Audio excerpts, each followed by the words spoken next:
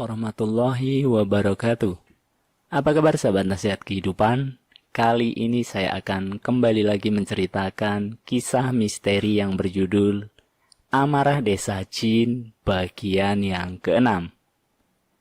Yuk daripada kita lama-lama langsung saja ke ceritanya. Siapa kamu? Teriak seseorang dengan suara yang berat dan menggelegar. Lita terperanjat kaget memeluk Anto yang ada di sebelahnya. Abi menjerit kaget dan menangis sejadi-jadinya. Badannya meronta dengan sekuat tenaga. Anehnya badan Lita terasa tak kuat menahan kekuatan Abi yang seorang anak kecil berusia 2 tahun itu. Kain gendongnya lepas dan membuat Abi terjatuh terduduk. Anto terlihat panik dengan raut muka yang meringis ketakutan. Diambillah Abi yang masih terduduk yang menjerit-jerit, lalu ia gendong. Lita terlihat lemas menyandar ke bahu Anto. Wanita itu hanya tersenyum melihat kejadian itu dan berkata, "Nggak apa-apa, Neng." "Nggak apa-apa gimana, Nyai? Suara siapa itu?" tanya Anto sedikit emosi. "Makanya ayo ke dalam," ajak wanita itu dengan ramahnya. Tak lupa bibirnya memberi senyuman aneh yang tidak disukai oleh Lita. Lita memandang pasrah dengan tangan yang menggenggam erat tangan Anto, sembari berjalan ke dalam rumah wanita itu. Abi sejenak terdiam, ia lebih tenang dibandingkan tadi. Anto sedikit tenang dan mulai berjalan bersama Lita. Di dalam terlihat ada satu orang laki-laki muda terduduk bersila dengan tatapan yang kosong. Laki-laki itu hanya terduduk tanpa ekspresi apapun. Lita menatap ngeri sosok yang dilihatnya itu. Ia mengeratkan lagi genggamannya di tangan Anto.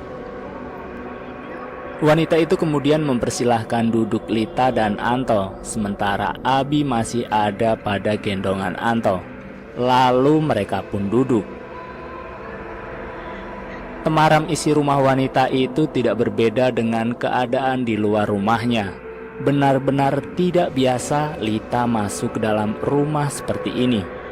Tapi dia merasa heran jika ia memang seorang dukun sesuai pemikiran Lita. Kenapa tidak ada hal-hal yang berbau sesajen atau kemenyan yang Lita pikirkan?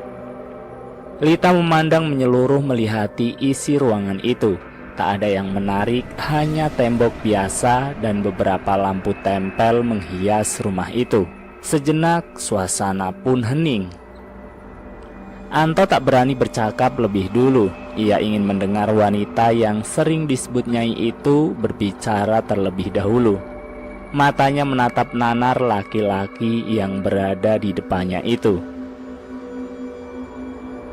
"Ini anak Nyai, jasadnya aja, isinya mah makhluk yang mengganggu keluarga kamu," jelas Nyai dengan suara lirih hampir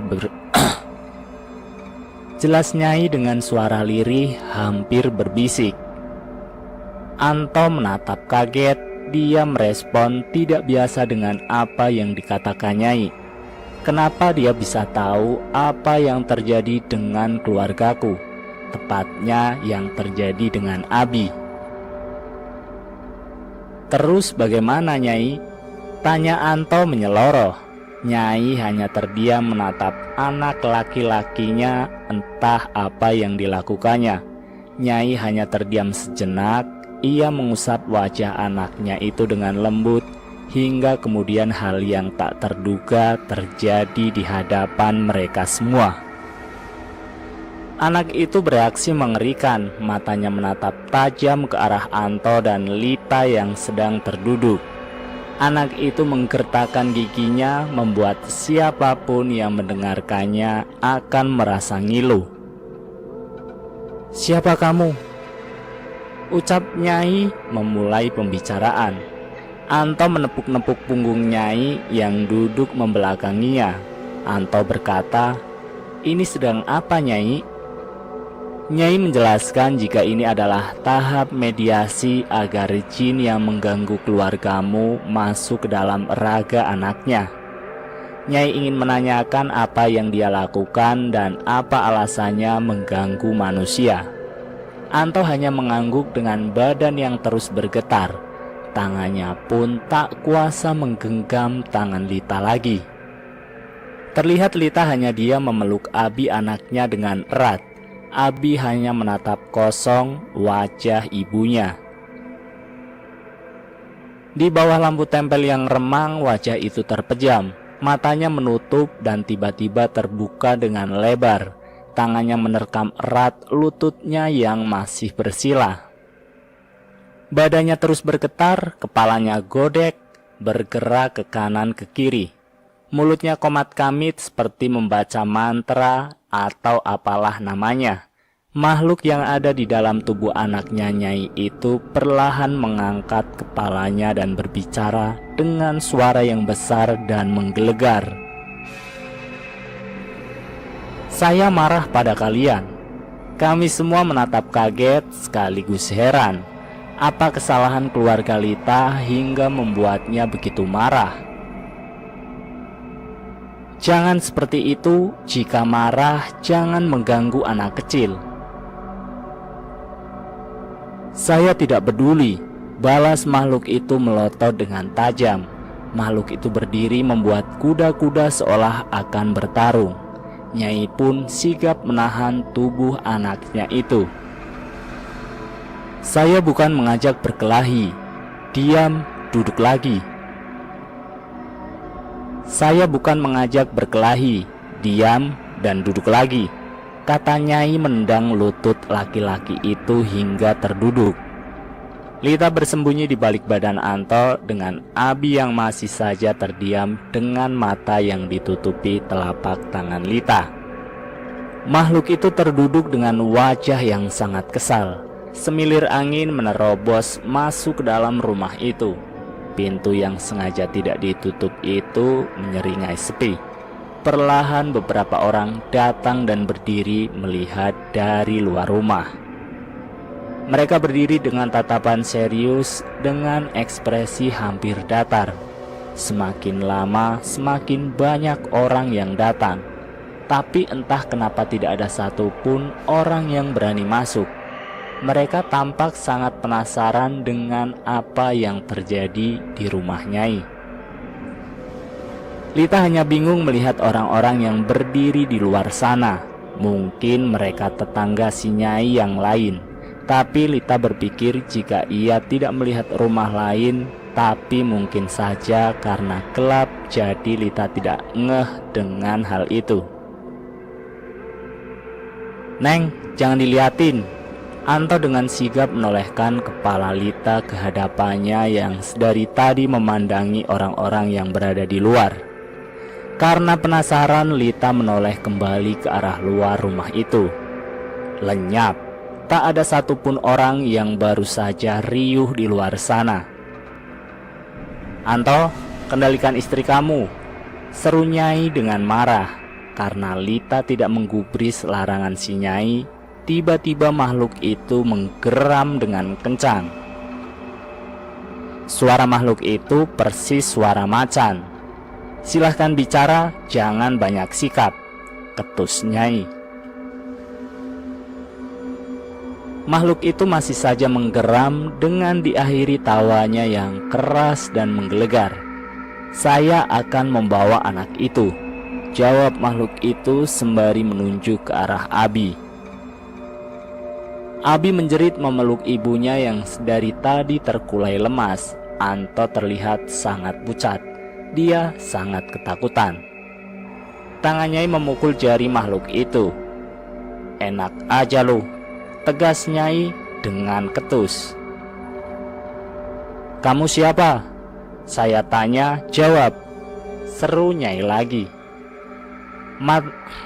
Mata makhluk itu terpejam kembali dan menunduk dengan tangan yang berada di atas lututnya. Seketika suasana hening.